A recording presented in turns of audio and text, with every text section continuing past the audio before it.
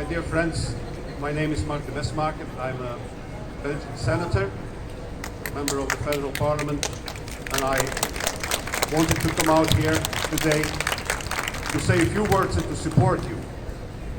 And it is a message especially to my own compatriots here in Belgium, to the other Europeans. There should be no doubt in your mind what Russia did in Olenivka.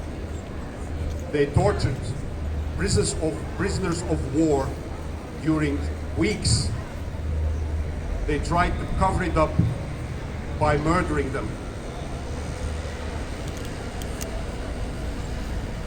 It is hard not to be emotional, and I see the pain in your eyes. Your pain is my pain and is our pain. I feel more than pain. I feel anger. This morning I got an email from an anonymous compatriot, Belgian, a Flemish guy, who didn't want to say his name, but who wrote me that I should be ashamed.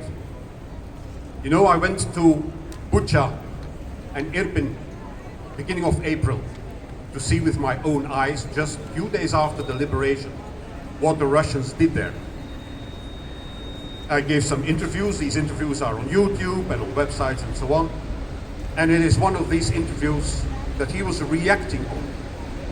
And he told me, you should be ashamed. There was no massacre in Hadja. It was all staged. The timeline proves that it is a fake.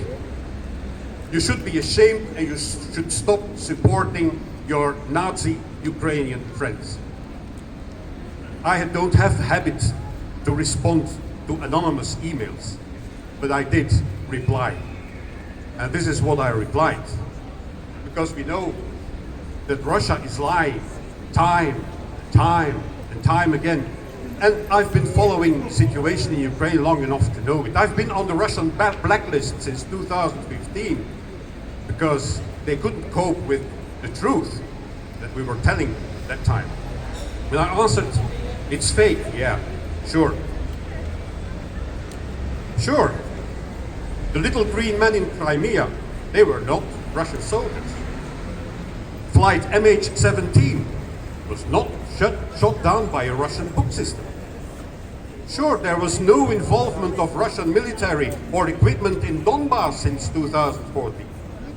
Oh yes, Russia did not poison Navalny or Livenko, nor Skripal and others.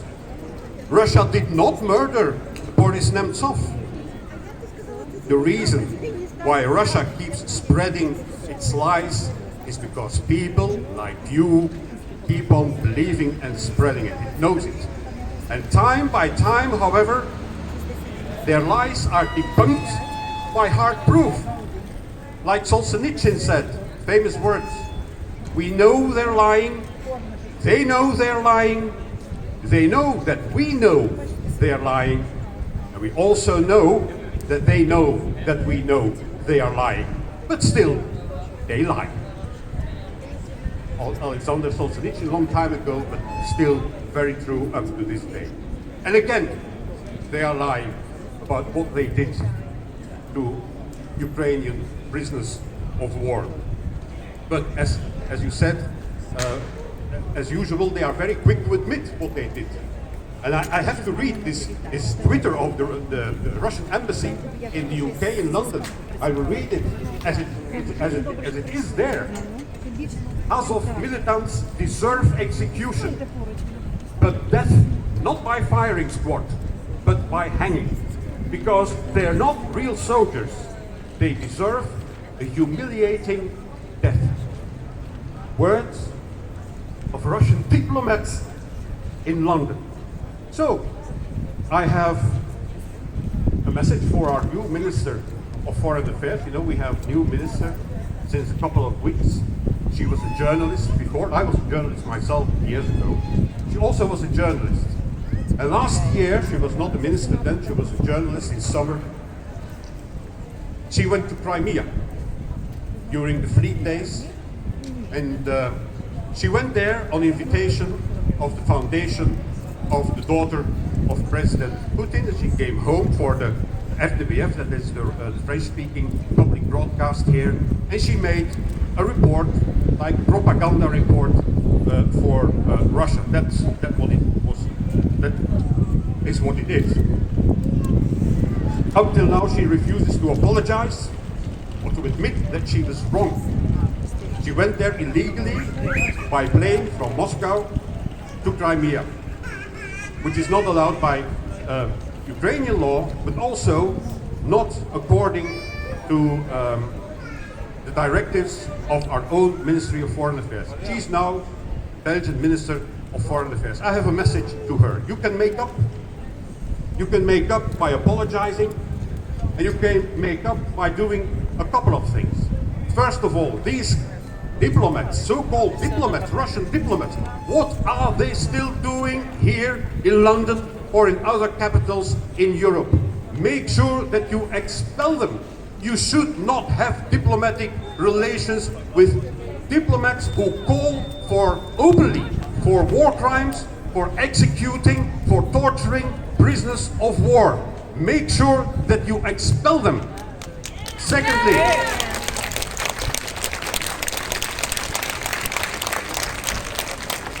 if you really want to make up, make sure that you do any effort here in this country and with our European member states of the European Union to step up the sanctions and stop pushing the gas pedal and the brake pedal at the same time. Step up the sanctions, cut the ties with Russia economically, including gas and oil and also diamonds. Stop it. Stop this trade. And third, do more effort. Spend more to arm our Ukrainian friends to the teeth so that they can beat for once and forever these war criminals, these terrorists. That is what she should do, and that is what she should do. Or, I'm very sorry, but then she cannot be my Minister of Foreign Affairs, not in my name, and not in name of many Belgian compatriots who massively support Ukraine, who massively support the population and the military of Ukraine.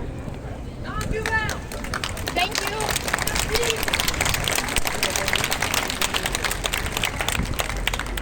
And last but not least, let her make sure that Belgium is a front runner in preparing the persecution at an international criminal court, a war criminal court of what happened. Because in 2022, they think they can still hide what they are doing. But we are 2022, they can no longer hide what they are doing. It will be exposed, we will find them, and we will persecute them, because that's what they deserve. Thank you very much.